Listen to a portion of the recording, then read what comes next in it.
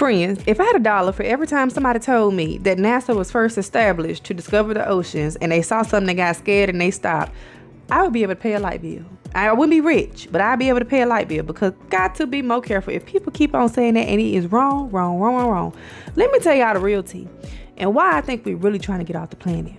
Okay? All right, friends.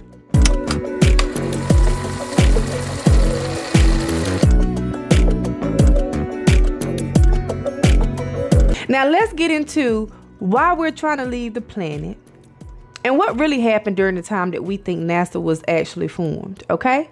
NASA was not formed to discover the oceans. That is not why it was formed. Actually, Noah was formed to discover the ocean. So you get your misinformation, but it's okay, friends. It's okay. I'm gonna help you out because I love y'all and we rockin', we hanging tough together. I ain't gonna let y'all go out there looking crazy saying something don't make no sense, okay? Now, I have my theories about NASA and what they actually doing, but that's just my opinion, okay? And everything I'm going to say here is alleged, but you can look most of it up on Google and find it for yourself. You understand what I'm saying? Okay, friends, we got to protect ourselves. CYB, cover your butt. Now, back in 1957, actually prior to that, like 1947, you had something called the Code WAR, okay? We're gonna censor ourselves over here. We ain't gonna say too much, but the code, pow, pow, pow, pow, pow. That's what it was doing. They won't really swing on each other, but you know how you get intense with somebody where you get to staring at them like, girl, dude, you keep looking at me, it's about to go down. That's how it was between the countries, right? And the main two countries that really had smoke was USSR and the United States. Now, the USSR is no longer existing, okay? It is Russia today, but that's what it was. So during that time, you had a back and forth battle between who can get out of space first, all right? In 1957, the USSR did something that really sent us over the top. They sent something to outer space. It was some animals, okay? And the United States said, absolutely not. We're not doing that. We're going to lead in space exploration. And from that point on into 1969, where the first man walked on the moon, so they tell me, there was a back and forth.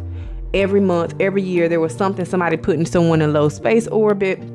Someone is in a space station. There's someone, a rocket being launched. There's a satellite being launched. All that was going on in a matter of 10 years. But here's the thing that really got me, that has me thinking, I don't believe you, buddy.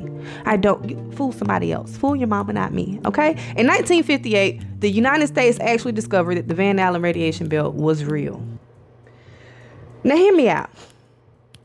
The men walked on the moon in 1969. We're just going to estimate 10, 11 years. It took y'all 11 years to figure out how to get through a upper room. That's why, because that's where it's going to send you if you get out here. Van Allen radiation belt. Y'all found out that it was real, and y'all did all the schematics, put enough aluminum foil, everything on top of the rocket ship to make sure that these people didn't get so much radiation that it would graduate them to glory. I don't believe it. Because after that, we slowed down on a lot of the space exploration when it comes to going to the moon. But let me just stop. Let me keep going. Let me stop on that, but let me keep going, okay? Now, during that time, we had the first picture of Earth that was taken by a U.S. satellite. We had the first satellite or weather satellite that was launched into space. We actually saw the dark side of the moon, landed a space rocket probe, whatever, on the dark side of the moon. And we are the only country to this day, the USA, to have a man to walk on the moon. And we've not only had one, we've had several, okay? Now, why ain't nobody else did it? Why ain't nobody? You can literally go to Japan right now. Well, we ain't gonna say Japan because we know why they ain't did it, but we ain't gonna go there. Well, you can go to China right now and order McDonald's from a vending machine, and they'll cook the fries, everything in the vending machine right now for you. Right now. You can get you a whole living room set out of vending machine in China, but they ain't put no man on the moon. Everybody want to control something. Everybody want to be territorial and things like that. United States is still the only country to put a man on the moon. Now, people have been all around the moon. They done sent, India sent a little Pac-Man asteroid thing to the moon. It was like some CGI picture video of something landing on the moon.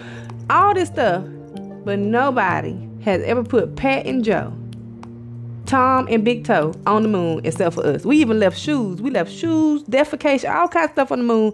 Nobody else has been. That's crazy to me. Now, I'm going to tell you why people seem to think that this is not a real thing. Because in 1969, they had the President Nixon calling and talking to the folks on the moon. Okay, talking to the astronauts.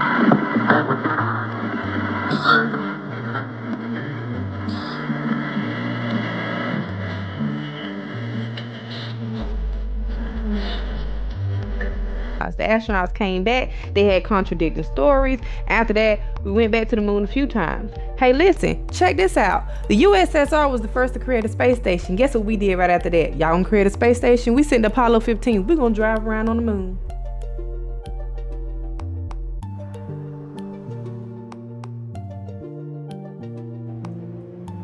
You know, it kind of seemed like a tit for tat, right? And it's hard to believe that people left on a rocket ship going 24,000 miles an hour at the right angle to be able to cut through the Earth's atmosphere and escape. Y'all get what I'm saying? Listen to me, hear me now, because you go the wrong way, it's gonna boom, it's gonna be like hitting a brick wall. I hope that makes sense to y'all, because I ain't no rocket scientist. I was gonna do that, but I decided to let them have it, okay?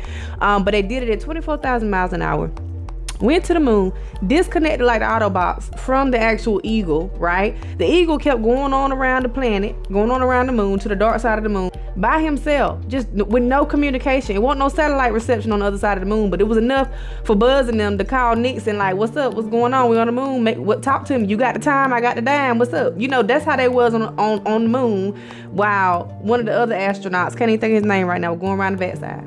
Okay, that's why people don't believe it. There was moon dust that wasn't really showing like it should have been when the rocket ship was taking off. There was a camera left to be able to record on the outside of the probe. They left their shoes. They left all kind of stuff. They was jumping around. They was running around. Then no asteroid traveling from the Andromeda galaxy since 6 million light years ago tear through nobody's uniform, no suit or nothing. Everybody was able to breathe, had enough oxygen, wasn't no mishaps, everything was good. You had a tinkle, you just go in your little outfit. I guess they went to sleep standing up, and then when they got ready to leave, they just lifted off from the moon. The shadows of the picture didn't make sense, and they just connected back to the eagle like the Autobots and flew back to Earth, landed in the ocean, everything was fine. This is why people don't believe it, okay? So if you ask me, I don't think you can leave the Earth. I just don't think it's possible, okay? Unless the moon is local and inside, okay? The firmament, I don't think you can leave. Now, if I'm saying the firmament, does that mean that I think the Earth is flat? No, I just don't believe it is a system that can be left. Because why? Everything we need is here. Water, oxygen. We're looking for it everywhere else, can't seem to find it. Probably because it's not there. Maybe we noticed that as above, so below.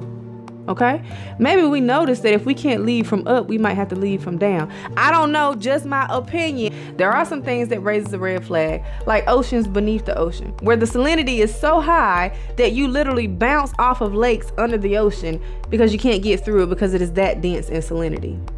And if you think about it, the person that discovered that is no longer with us. Okay, just telling you what I know, what I heard. Now, where else do we find dense salinity type waters where it's so dense that the water doesn't freeze or you can't penetrate it? Antarctica. And see, I already knew you knew it because I was going to say it, but I said I'm going to give them a chance because I knew they was going to say that too. Antarctica has bodies of water that is so dense in salinity that the water doesn't even freeze. 10 times as salty as the ocean. Now, if y'all ever been out of the water, y'all know it's salty, okay? Whatever fish pee, whatever it is making it salty, it's salty, okay? Y'all know, listen, hear me out. Now, I know y'all probably wondering, well, what do outer space and the moon landing and all of those things have to do with Antarctica? I'm about to bring it all together. In 1947, Admiral Byrd took 4,700 men, 25 airplanes, 13 ships, 2 ocean planes down to Antarctica to see what was going on, and they ended that expedition early. Now, I don't know if y'all know how much money it costs to do things like that, but we ain't gonna just end it on a whim, and we ain't just going on a whim. There's something that you're looking for. There's something that you want to know. After 1959, there really haven't been any more expeditions to Antarctica. Most countries have set up camp there to study the aurora lights, okay? To study the atmosphere, to study the magnetic sphere, to study the ocean, to find these things that are not anywhere else on this planet. There are gold worms, there are see-through fish there are organisms that haven't seen the light of day or the surface of the earth in eons, all in Antarctica, which seem pretty alien to me. There are oceans or water, bodies of water that don't freeze. There has been sightings of things coming in and out of the water. There has been a diary that was never released to the public but found by Admiral Byrd's son and then shared, meaning that he didn't tell anybody. Okay? In 1957, he passes away. Go on to glory. 1958, we formed NASA. 1959, we signed the Antarctic Treaty. In 1969, we put a man on the moon. In 1970, we established NOAA, Atmospheric and Oceanic Organization. All these things are happening right behind each other. Is it because we're noticing something? Is it because we're noticing that these two things are tied in together? That as above, so below, that we cannot leave, so we're going to try to figure out another way to leave, possibly through the ocean. I think people seem to think that we haven't discovered most of the ocean. And that's what the books tell us. But I've learned in my years of living that what they tell us ain't really the truth, right? Most of the time it's part of it, but not all of it. Because if you know more than me, then guess what? I no longer can control you. I'm no longer in control. So what I think is actually happening, in my opinion, allegedly, I believe that we can't leave from up, but we have to go within, which is down into the ocean. And if I know something is down there, I'm not going to tell you if it's groundbreaking, if it's life-changing or altering. And if I can't leave from up top, I'm not going to tell you, because that's going to be groundbreaking and altering, because that means that something has us here that doesn't want us to leave. And what is that something? Whatever that something is in far more control than the powers that be that's here. Everybody ain't just seeing aliens for no reason. Look at squid. Look at jellyfish. Immortal jellyfish. The box jellyfish. The most, I can't even say the word, the most upper roomest animal on this planet. And it don't need to eat nothing to survive. It don't need no other protection, because it's just a simple cell, almost like an amoeba floating around in the ocean, that can send you straight to your demise immediately. If that's not an alien, I don't know what it is. If a squid and an octopus ain't an alien, I don't know what it is. And it's coming from the depths of the ocean, which we can't see. But we listen. We have radars down there that listen. We have device and equipments that tell us what's going on. They knew that little submersible had them bloop before we knew it, because they heard it. We know what's down there. We got submarines down there floating around right now.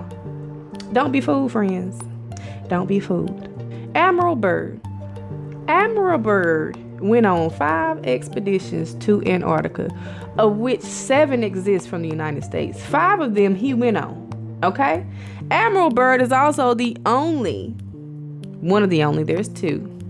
But during this time, I'm going to say only person to fly over the South Pole with one of those planes that you got to jump out, hit the propellers, start it up that way, get in it, slam the door shut, and fly over the South Pole. Now, they say it's too cold and people can't really inhabit that area. It's not a lot of things that we could survive off of down there. But he was flying over the South Pole in 1929 with one of them planes, with one of the Wright brothers' planes. Okay, that's intense. This man went on 5 expeditions, including one that ended early due to something of what they discovered as another life form down there. Go look up the article. Go look up the Chilean newspaper, and it's going to tell you.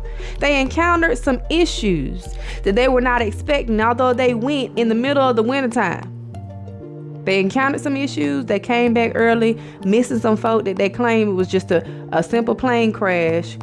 But out of the 4,700 men, their people was telling the Chilean newspaper, the Chilean officials and interviewers, that they encountered another life form that was down there.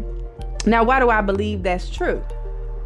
There is a hole in Antarctica the size of Ireland. You have no idea where it comes from.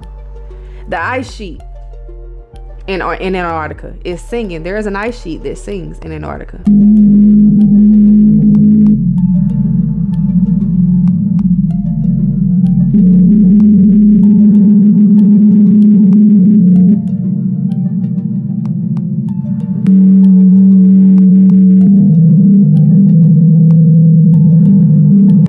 There is a volcano that spews out gold. There is a mountain range, okay, close to the size of Everest. Not quite the size of Mount Everest, but close. In Antarctica, there are fossils. There is evidence of tropical rainforest there. And Admiral Byrd also mentioned an inner city with beings that talked about coming out to help when we start getting crazy with all this back and forth pow-powing, okay?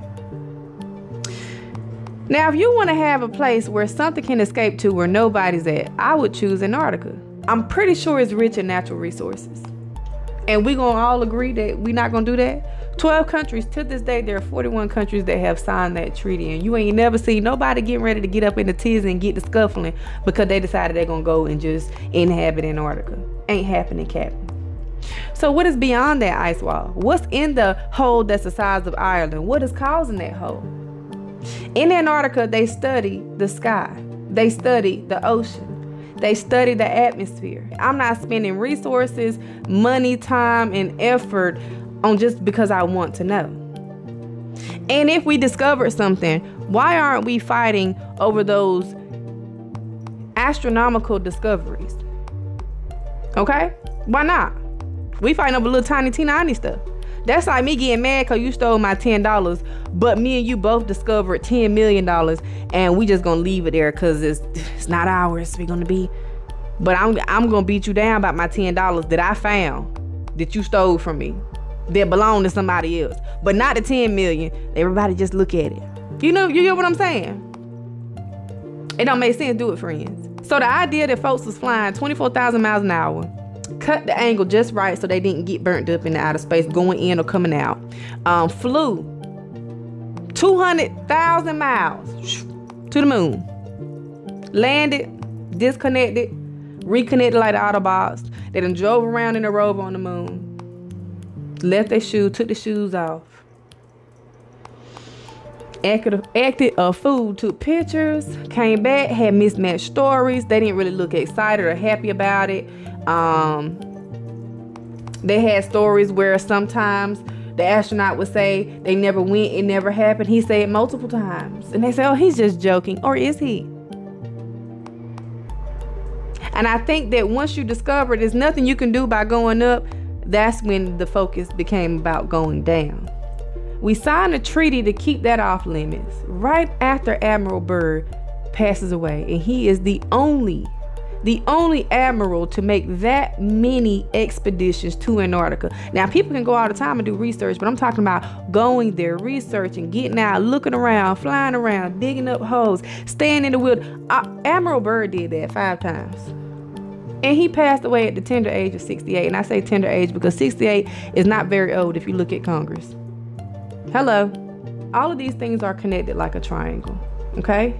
Antarctica, the landmass, the ocean that's beneath, and outer space that's above, like a triangle.